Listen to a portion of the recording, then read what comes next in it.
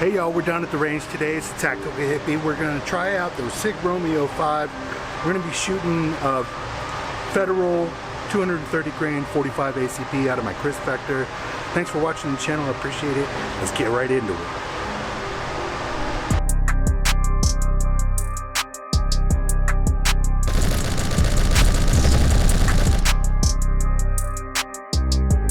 Boys, Tactical Hippie back with another Dirty Finger review. Let's talk a little bit about a very well-known manufacturer, very well-known red dot sight that you might have even considered for your pistol caliber carbine or AR-15, the Sig Sauer Romeo 5 red dot sight. You can tell it's a Sig Sauer because of the way that it is. Oh wow, score! Look at this. This is an aspen. You can tell that it's an aspen tree because of the way it is. Wow. The Romeo 5 is a red dot sight that I would consider a budget option. I might consider it a budget option, but not everybody will. There are cheaper options out there that you can knockoffs you can get on Amazon.com. I don't recommend those. They're gonna break. They're not gonna work very well. But you know, there are cheaper options out there. I would say I would consider this an entry-level red dot sight for your PCC. The Romeo 5 actually offers a lot of features though for the money that it costs. It's got 1x magnification. It's got a 1 MOA adjustment increments with a 2 MOA red dot, MOA red dot.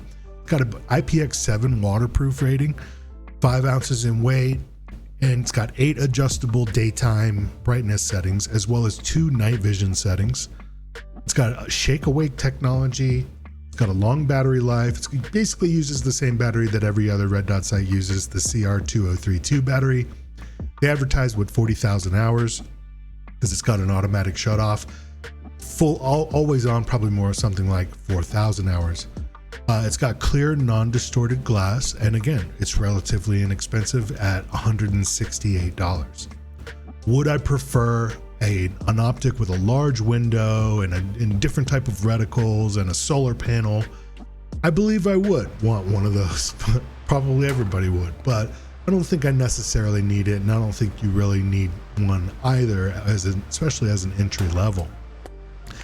This sight seems to work just fine, and it looks pretty cool too. It even was basically the same one that you can add in Battlefield 2042, and when that first came out, I was playing with the K30, the Chris Vector in that game with the sight that I owned for weeks straight. It was so fun.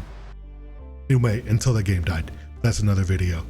There are a lot of other options out there though. And Vortex is one of them. They offer one called the Crossfire, and it comes in at $219. It's got similar features. The Swamp Fox has a Liberator, which comes in at $129, and I feel like would be a good option, but I don't think it has the Shake Awake technology.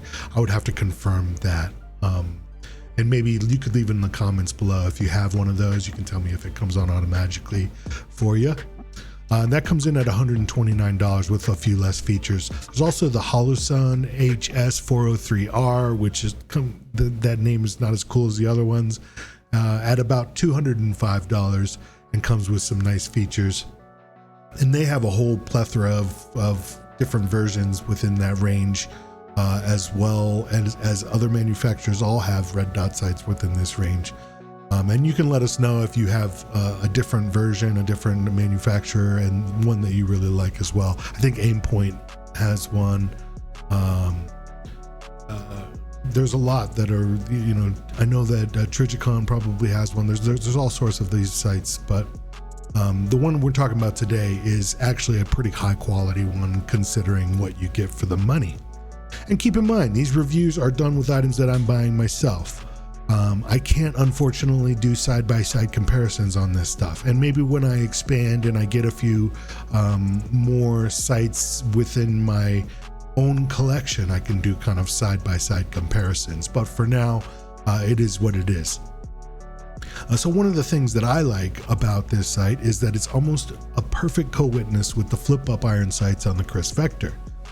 It's got a couple of things that I noticed though while owning this thing. Is one, that it's easy to lose the caps that cover the adjuster knobs, and obviously that's my fault, but I must have also bumped my Chris Vector or something, or my sight, because the cap was stuck on so tight that I had to ask for needle nose pliers at the range today to even get the cap off.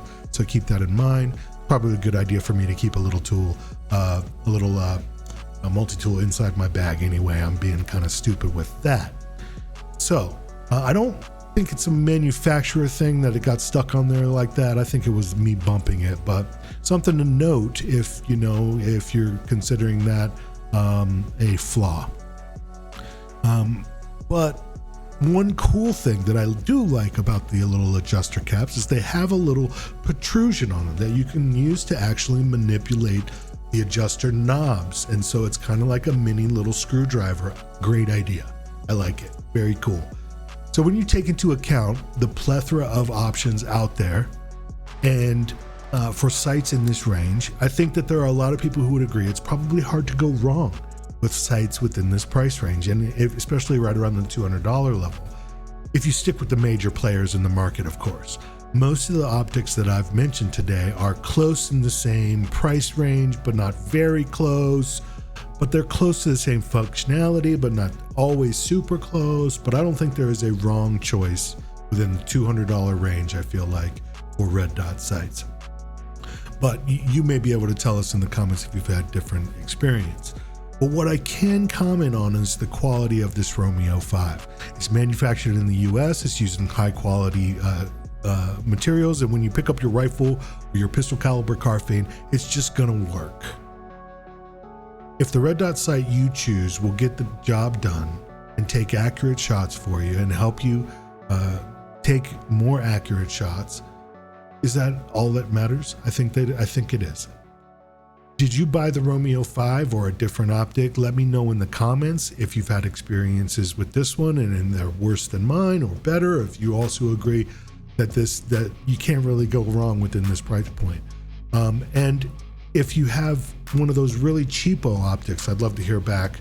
If you have one of the Amazon ones that works fine, I could pick one of those up and do a comparison. So if somebody has one of those cheapo Amazon red dot sights that works really well and kind of has the similar functionality to what I'm working with here, let us know in the comments and I'll buy one and see if I can't do a review on that one. Thank you guys so much for watching the channel. I appreciate it. Definitely check out the description. I got a subscribe star and Patreon links down there. And I'm doing a giveaway at 1,000 subscribers. So check out that and I appreciate it. Thanks for watching The Tactical Hippie.